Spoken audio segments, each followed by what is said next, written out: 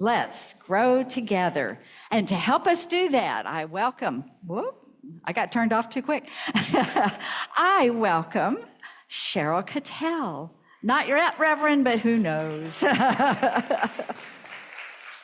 I'd like to just take a moment and let's hold Reverend Martin in our minds and in our hearts and see for him perfect health as he is realigned with his perfection and his connection to God. And I give thanks also for his contribution to the words I'm going to share with you today. So thank you for that. I want to mention, I did get the chance to speak a few weeks ago, and I just want to caution you, be careful what you ask for. I had so much fun. I said, oh, that was so much fun. I hope I get to do it again. Yeah. Yeah, that's the way it kind of works. So the talk, I did want to give a nod to Reverend Martin. So we have to start with a story about two little boys, right? And they were real troublemakers and holy terrors, I think. And their parents heard about a priest who was very successful disciplining children. So kids, listen up. So he said, okay, I'm going to meet with each one individually. And so the first little boy comes in. The parents bring him in. And the priest says to the little boy, where is God? The little boy just like totally frightened, like, oh no. And the priest raises his voice, where is God? And pretty soon the little boy is like shaking in his boots. And the priest said, where is God? He jumps up, runs home, goes into the closet and slams the door. And the other little boy comes and says, what happened? He says, we're in big trouble this time. God is missing. They think we did it. Thank you, Rev Martin, for that. Well, so that's what we're going to explore today. Where is God, after all? It's a good question. So maybe we take some time to look at this question, where is God, after all, with the help of Ernest Holmes. So we're going to start by just feeling the presence in our moment. And this presence is a small, still voice that is an infinite power that we call many, many names. But today, we're just going to call it the thing itself. Now, this is the first in a series of talks that are about the original book, Science of Mind. Just had 4 chapters. And they form the belief system or the philosophy, or I call it a GPS. It's not really, this is what we believe. It's a GPS for you to go and make your own connection with spirit. So we're going to cover in the next few weeks, today, the thing itself. Then once you got that, you're going to want to know, how do I use this? How does it work, right? What does it do? And how do I use it? So we're going to do those other 3 topics for the next 3 weeks. So we'll be exploring that. So today, we're diving into the very heart of religious science. It's the foundational idea that was presented by Holmes in his first chapter. Now, he calls it the thing itself. I think of thing 1 and thing 2, Dr. Seuss. Anybody else with me here? Okay, it sounds strange. How is God a thing? What is it? A force, a person, a being? What? And Holmes says it's none of those, and it's all of those. So he puts it this way: there is a power in the universe that's greater than you, and you can use it. And in essence, that is the thing itself. But what's even more important is realizing it's already using us. And unknowingly, everyone in the world is using it. Every thought, every action, every deed, every word, we are using it. Sometimes more eloquently than others. Sometimes when we lose our mind to fear, less eloquence comes out. And so what we're going to talk about is how to use the thing itself to our best benefit. So Holmes describes the infinite, the divine reality behind all creation. It is what some of us call God, but he chooses a different language so that it's not limited by a personified deity. So the thing itself is what we call God, according to Holmes. We should not think of God as a person, but as a universal presence. It is the first cause. It's creative intelligence.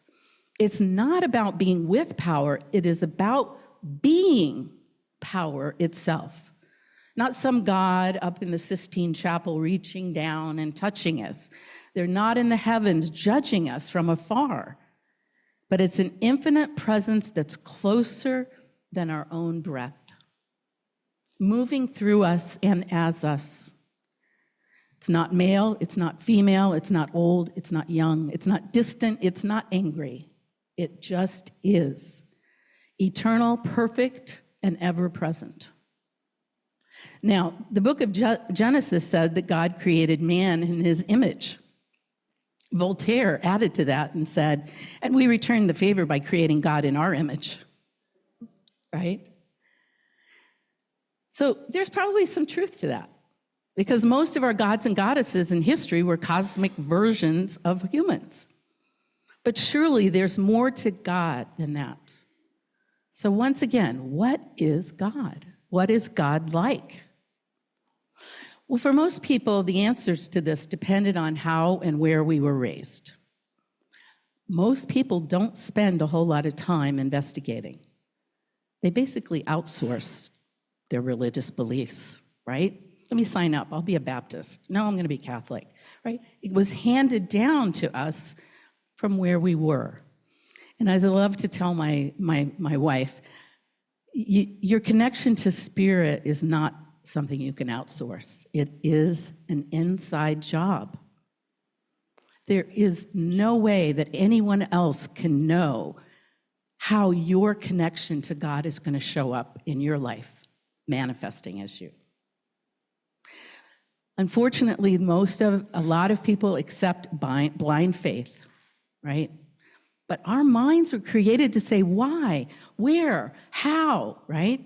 That's the reason we have the word science in the name of religious science, because it's something that can be tested, tried, proven, if the person is willing to experiment. That's what I tell my life coaching clients all the time. Let's just do an experiment, right? To replace fear with faith, a faith in God within themselves. Being unique in all the world, we're like a thumbprint. And so therefore, your connection to God is just as unique as that. No one before you, no one after you are going to have all of the skills, the talents, the experiences, the knowledge that you have. And so that is the true path of finding that connection to God. Holmes said that if you can bring yourself to believe, the universal creative process will believe along with you. I'm going to take a drink here.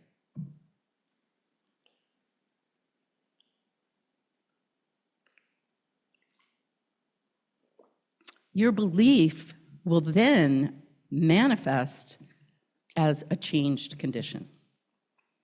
If you're one of those people who takes notes, and there's notes now in the bulletin, you might want to write this down.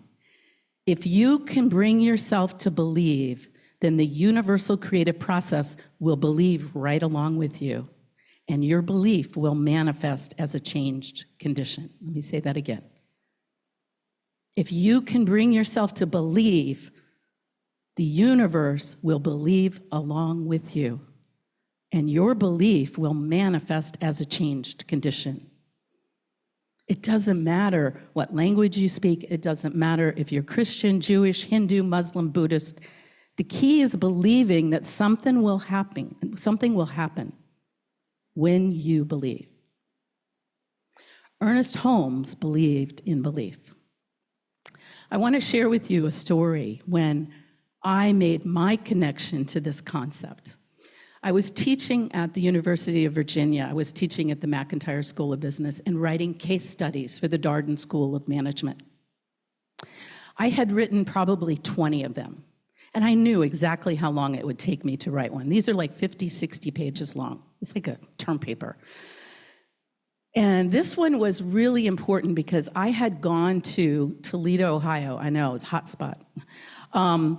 And interviewed the CEO and had full access to his executive assistant for a full day at Etch-a-Sketch, the Ohio arts company that makes Etch-a-Sketch. Okay. He had asked Darden to debate and discuss a royalty payment, here's right at home, to Disney to put Mickey Mouse ears on the Etch-a-Sketch. Okay, pretty cool, was it a good return on investment? Was it a good way for them to spend their money? Okay. So the night before, it was very important because the CEO was coming to campus and was going to listen to this. So my case study had a deadline. As a matter of fact, the deadline was at 8 in the morning, and it was about 2 a.m. when I got this message. I knew I had about 12 hours left to finish this case. And the editors were counting on me to get it there because otherwise they couldn't make their deadline to get it printed. And every time I would look for something, I'd be going through my papers. Oh my God, I know I have that chart. Oh, where's that number? I was frantic. I was stuck. I was in fear. I was letting fear run my life at that moment. And finally, I just put my head down. I can't do it. It's not possible. I give up. I was alone in the room, in my office at the time, and it was as if someone was right there with me, because I heard these words as clear as day. There is never a lack of time, only a lack of faith.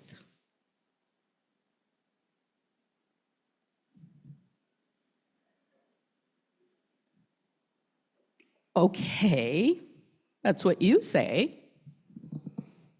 My fingers went onto the keyboard and words started flowing out.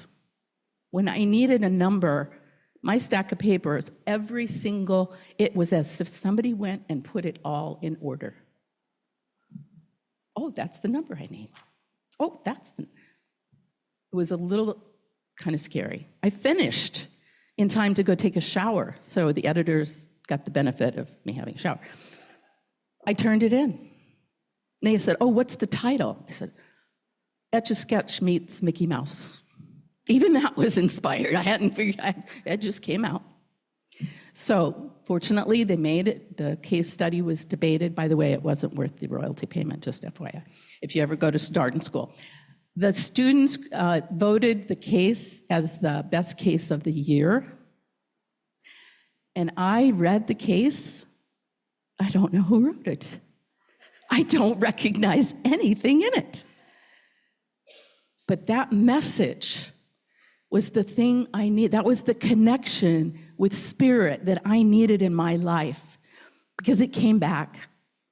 I'm worried about money. Am I going to be able to make the rent?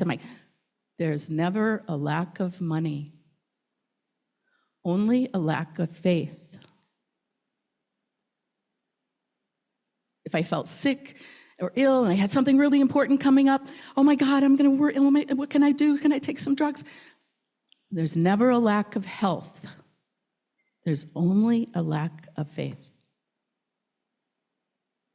So if you leave with nothing from today other than those words, that's how I was able to make the connection with spirit in my life. And I wish that for you. I want you, each and every one of you, to be able to make in your own way that connection. You may hear it in the room, which was pretty scary, or you may see it in messages, in Facebook pop-up ads. I don't know, but it's always out there ready for you. So, the nature of this infinite power, let's talk about that. Holmes says that it operates according to law. We call it the law of mind. It is not arbitrary. Just as our thoughts shape our experience, God's thoughts or the movements of mind will shape the universe. So that's how infinite power works. So thought is creative, and we're always thinking. The universe does not react emotionally. It doesn't play favorites. It just responds to the pattern of our thoughts, to beliefs, to feelings. If you have negative thoughts and feelings, guess what? You're going to get more of that. That's why Jesus said, "It is done unto you as you believe."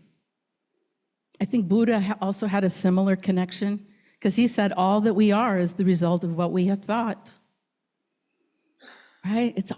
It's all coming from the same source, right? It came to us through great examples. They are not exceptions. They are showing us what is possible when we embrace that power within us. René Descartes says, "I think, therefore I am." But have you heard the rest of that quote? You probably never heard it. It says, "I think, therefore I am, but possibly I am something more than I suppose myself to be." Yeah. Marianne Williamson, one of my favorites, candidates for presidency, says, "Our deepest fear is not that we are inadequate. Our deepest fear is that we are powerful beyond measure." Think of the responsibility that you have. Hiding in your small thinking, hiding in your fears. God is waiting for you to connect and deliver the beauty in your life and the beauty in everyone's life that you're here with today. It is beyond our comprehension. And yet we know through experimentation, manifestation, and observation, we can learn what it does and how to use it, right? Holmes didn't say, "You must believe this. Just listen to what I say and you're going to burn in hell," No, he just said, "This is how you make a connection. After that, it's up to you." Every one of us probably got here in some kind of a motor vehicle. You don't have to understand automotive technology. You don't need to know what it does. You only need to know how to use it. Put the key in, turn it on, or in my case, turn my phone on, and it just goes. It's magic. The laws of electricity existed in the days of cave people, but we didn't start using them until recently. I mean, think about that. The law of electricity has not changed, right? We just have awakened to it. So I invite you to awaken to the law of divinity in your life, right? Edison once told a woman, "Electricity is, madam, just use it." Holmes says, "God is, use it." And that's what he wanted. That's all he wanted for us. So I'm going to invite you to try an experiment this week. Whenever you say or think something negative, I want you to cancel it out. This is how I do it. I'm going to take another drink.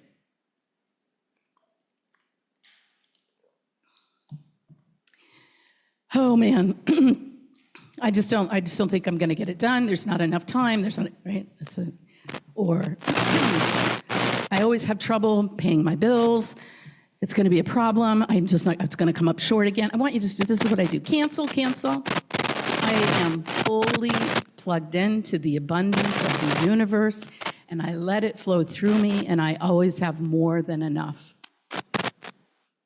I'm not up here just telling you this. I'm up here demonstrating this, right? I just got back from Alaska. I spent a month in an RV out west visiting national parks, and I went to Africa for 3 weeks.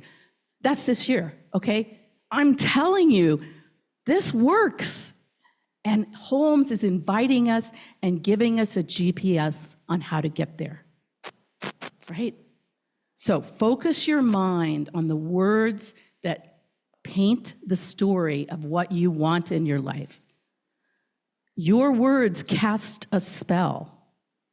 That's why they call it spelling, right? Make sure the spell you're casting is amazing. Just practice it for a week. And I want to see you here next week. I want to hear how it goes. What do you have to lose, right? All right, so the last thing I want to talk about is our relationship with the thing itself. So the divine is not separate. We are all united and together in it. We are in it, of it, and one with it. We're not trying to reach God. We're not praying to something out there. We're just awakening to the truth within us. One of my favorite ministers at the Fort Lauderdale Church, Reverend Jim Lockhart, he would participate in the interfaith activities. He'd go to, the rabbis and the Catholic priests and the, Buddhists, and it was funny because they were all introducing themselves, and he, said, I'm with the Center for Spiritual Living, Religious Science, and the Catholic priest said to him, "Oh, you're with that church where you think you're God."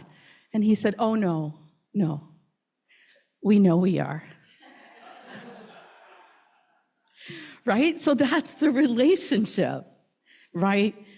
The same creative power that created the galaxies and planets is alive within you right this minute. Just think about it. You're not a drop in the ocean. Stop acting like it. You are the ocean in a drop right here, right now. So our role is to remember that. And that's why we come here, to remind ourselves and to remind each other what our real purpose and who we really are. So I did want to end by saying that, the Science of Mind textbook is the basis for our religious science movement. The Foundations course, if you want more, I'm going to plug the January class. It's also required if you want to serve on the Leadership Council, or if you'd ever like to become a practitioner. It's one of the required courses because, and it's not, you're not going to be told what to believe, you're going to be given a GPS to follow. And so I want to invite you to that. I think that the Science of Mind movement has had a lot of impact just outside of this organization. Dr. Norman Vincent Peale, the author of The Power of Positive Thinking, acknowledged the influence that Science of Mind had on him. Elvis Presley had the Science of Mind book in his library. Joseph Campbell said that he studied Science of Mind and coming up with his mythology works, The Hero Within. There was also an interview with the Star Wars filmmaker George Lucas. And in the interview, right behind him, is a copy of The Science of Mind. So may the force be with you. All right. So, assuming, just to conclude, I just want to wrap, to remind you, God is not distant, it is ever present, and it is all there is. That's the first step of a spiritual mind treatment. God is all there is. And so we just talked about that. We are not separate, that's the second. We are unified with that. Life is not happening to me, it is happening through me. And that there is a power for good in the universe, and it is begging us to use it. So the more we awaken to it, the more we become aware, the more we will become our purpose and instruments of love, healing, and transformation. So I'm assuming you're pretty good here. You got some clarity. You can come up afterwards. I'd love to talk to you about it. But next, how does it work? What does it do? How can I use it? What is the process? Stay tuned. The answers to these and other questions will be here over the next few weeks. Same time, same location, and we'll keep the lights on for you. So I'll end by saying there is one life, that life is God. That life is perfect, and that life is my life now. I am one with the thing itself. I am guided, empowered, and blessed. Amen, Amin, Aho, Ashe, blessed be, Sadho, Shalom, Namaste. And so it is.